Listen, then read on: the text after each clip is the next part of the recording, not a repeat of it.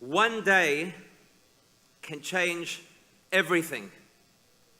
I'll tell you, one day changed our family forever.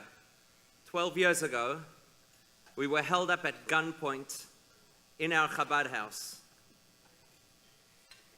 It had been a pleasant Shabbos afternoon until that point. Most of the crowd had already left.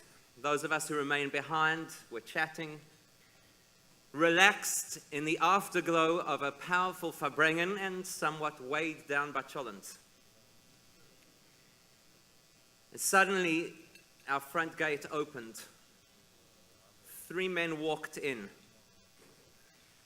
You know what's happening even before you know what's happening. You can taste the fear. Your heart pulsates in your ears. And the only thought that possesses you is, please let them not hurt anybody. Somehow, the gang leader identified me as the one in charge of our group. He cocked his gun. I can remember that cold, metallic click vividly.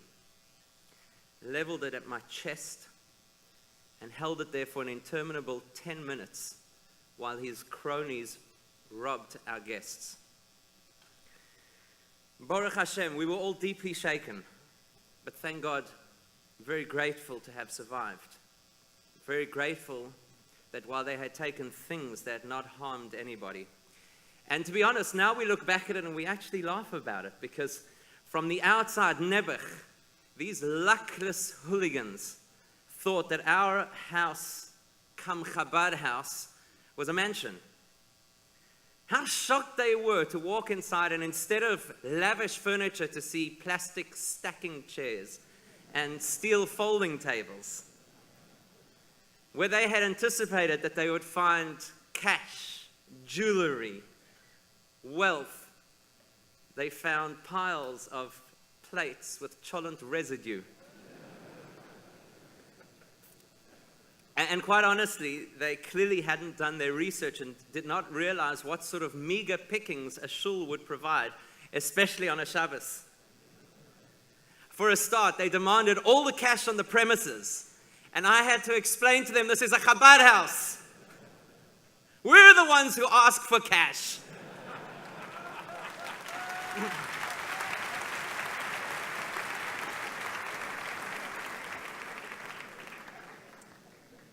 And then they said, okay, give us your wallets. And I had to give them a shiur in the laws of the Jewish Sabbath. So they said, how about cell phones? They were slow learners. Thank God, as I say, they left and nobody was harmed. But that day changed the way I saw everything. You know, people have asked us, why do you still live there? How come you haven't left for safer shores?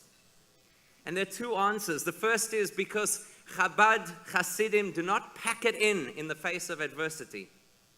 And more importantly, it would make no sense to leave the place that the Rebbe consistently blessed again and again over decades to be a wonderful place for Jews to live until Mashiach comes.